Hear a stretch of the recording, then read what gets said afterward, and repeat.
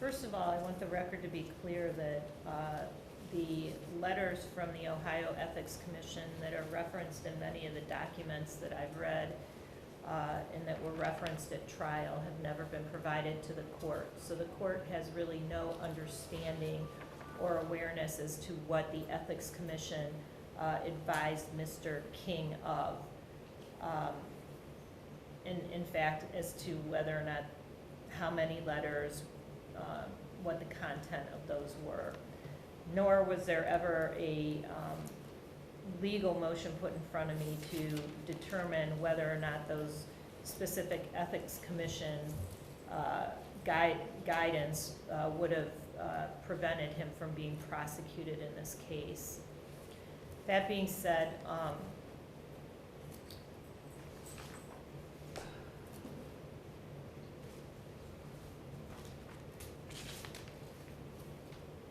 it's my job to impose a sentence that would comply with the purposes and principles of Revised Code 292911, the overriding purpose being to punish the offender and protect the public from future crime by the offender or others. Using the minimum sanctions the court determines would accomplish its purpose without imposing an unnecessary burden on state or local government resources. The court is to consider the need for incapacitation, deterrence, rehabilitation, and restitution. And the sentence should be commensurate with and not demeaning to the seriousness of the offender's conduct and its impact on the victim, and consistent with sentences for similar crimes by similar offenders. I believe I said this in Mr. Smith's trial yesterday. I've had a very limited number of public officials come before me, especially in a sentencing capacity. So I don't have a tremendous amount of case experience in the 19 years that I've been here sentencing public officials for violations of the law that Mr. King has been found guilty of. So in anticipation of the sentencing, I wanted to see how other public officials or how other people found guilty of theft in office had been sentenced, and basically what I found is that most of those individuals were sentenced to terms of probation. So when looking at the sentencing guidelines, whether or not to make this sentence consistent with sentences for similar crimes by similar offenders, that is what I use to kind of help guide me.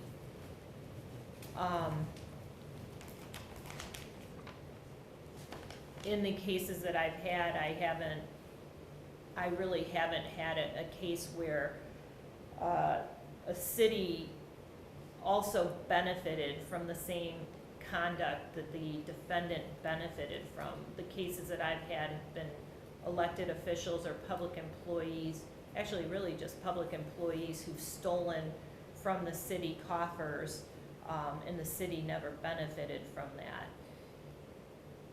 In this case, I think it's a little bit different, because actually Mr. King benefited, and the city benefited in the fact that they also received supplies and used those supplies, and they also received a space to rent so that they could continue with the domestic violence grant. In looking at count 1, theft in office, in looking at actual loss, I do not find that there is enough evidence to show that there was an actual loss to the city of Cleveland in the amount of $3,845.31. I do find, however, that Mr. King benefited from that engaging in that contract with his own, the city, and then his own company. So in thinking about this case, I didn't want there to be a windfall to the city of more money than they should have had, and Mr. King shouldn't get the benefit of money that he shouldn't have had. And you know, quite frankly, Mr. King, you should have known better, and you did know better, because you were consistently telling the court without documentation, but that you had approached the Ohio Ethics Commission about this. And I'm also a mandatory reporter. I know what the guidelines are as far as our annual reports and what money we accept, what investments we have. It is not a mystery. So I do find that that behavior is unacceptable and inappropriate.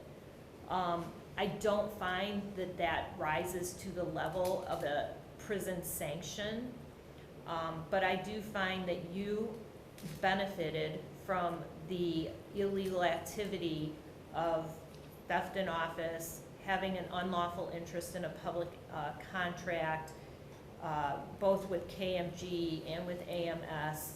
You should never, ever in your position have been, have had a personal interest in companies that your government was dealing with.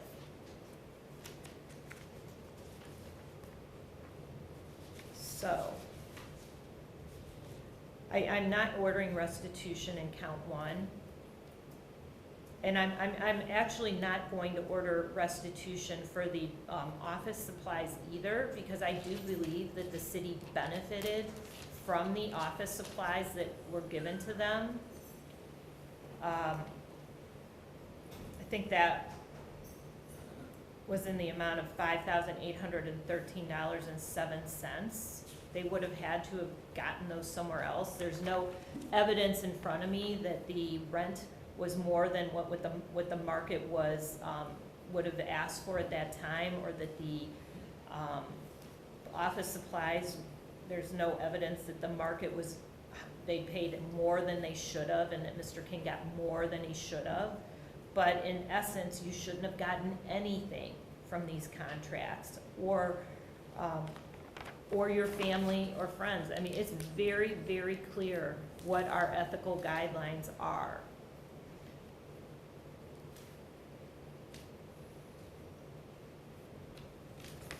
So I am going to impose a term of probation.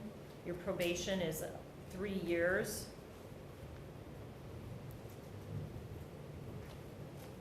But I also find that you should not have benefited from the amount, you should never have benefited from the amount of the rent that was given and that you were found guilty for, and the office supplies. On count 1, the law requires under 2921-41C1 that you are forever disqualified from holding any public office, employment, or position of trust in that state. The fine on count 1 is $3,845.31. That's your fine.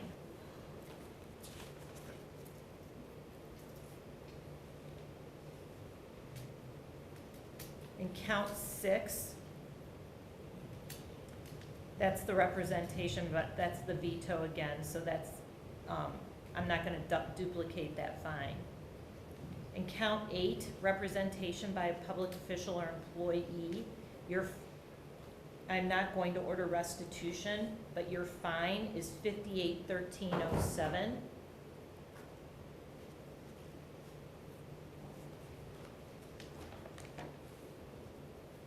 And then when looking at the application for the Ohio Ethics Commission, I will grant their application for the total amount of $18,194.99.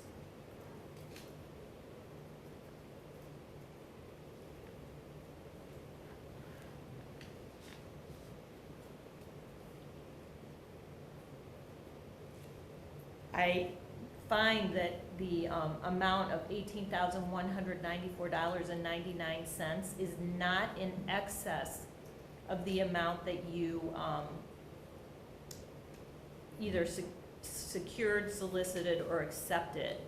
I looked at the counts that this is applicable to. All 3 counts you were charged under 10203, so that's 6, 8, and 9. And certainly $3,845.21, $5,813.07, And then the amount of the contract, $14,181.24, exceed the $18,194.99. So I feel that, you did accept an amount that was greater than what the Ethics Commission expended, so I'm ordering you to pay the full amount.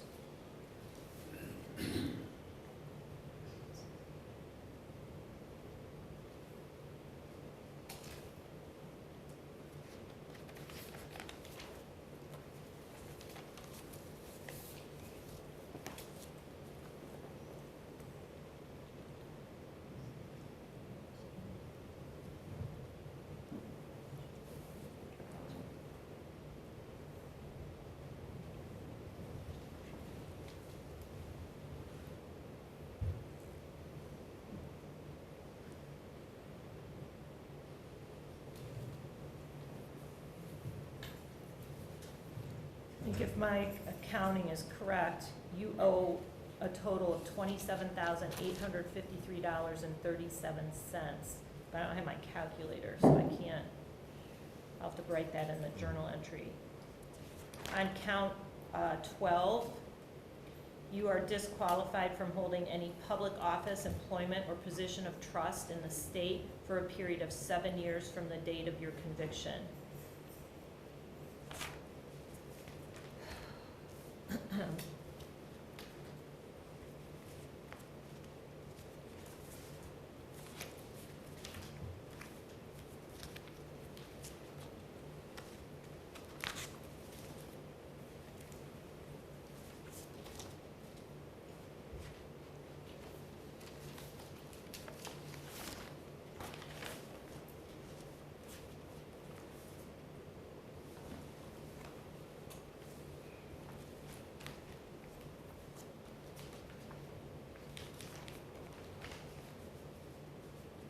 I have balanced the factors that are set forth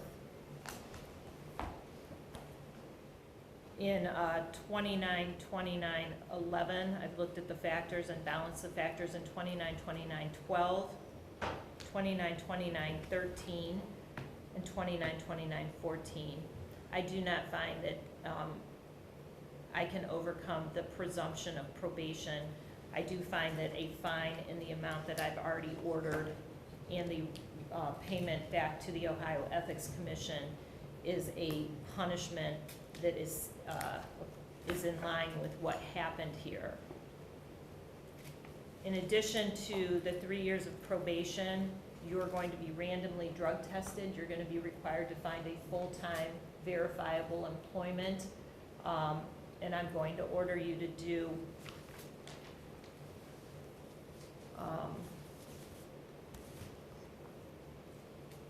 100 hours of community service.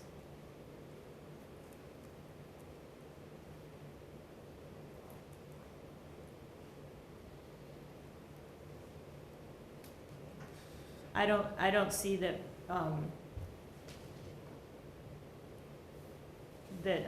based on you don't have a record at all. So I don't see that recidivism is going to be a factor. I also don't think that I'm going to have any issues with you on court community service, which is probation. The factor that I'm concerned about is the amount of money that you're now ordered to repay, or to pay as a fine and then to repay to the Ohio Ethics Commission. I told Mr. Smith this yesterday, and I'll tell you this: I can extend your probation if you're not finished paying the fine by the time the 3 years has expired. The fines and the Ethics Commission costs. You're still looking at 6 to 18 months on counts 1, 2, and 3. In prison if you fail to comply with the terms and conditions of probation. You do have a right to appeal your verdict in this case, and you have a right to appeal my sentence. I'm going to assign the public defender to represent you on the appeal in case you don't have the funds to hire a lawyer. If you hire a lawyer, that's fine. They'll let the public defender know, and your lawyer can then file the appeal for you. you know, I don't think I asked you this, and I just want to make sure I know that Mr. Tyler said you did not want to make a statement, correct? No, Your Honor, thank you. All right, I'm sorry, I should have asked you that before. It was in my head and then I started moving on. All right, so the transcript will be ordered at the state's expense. The public defender will represent you. I'll notify them today that they have been assigned to this case for representation on the appeal. I think that's it. I have to put the paperwork together for his sentence for him to take down to probation. If you could wait for me to do that, I'll have it brought out. I didn't do it while I was sitting here. All right, thank you. Thank you, Your Honor. Mhm. Thank you.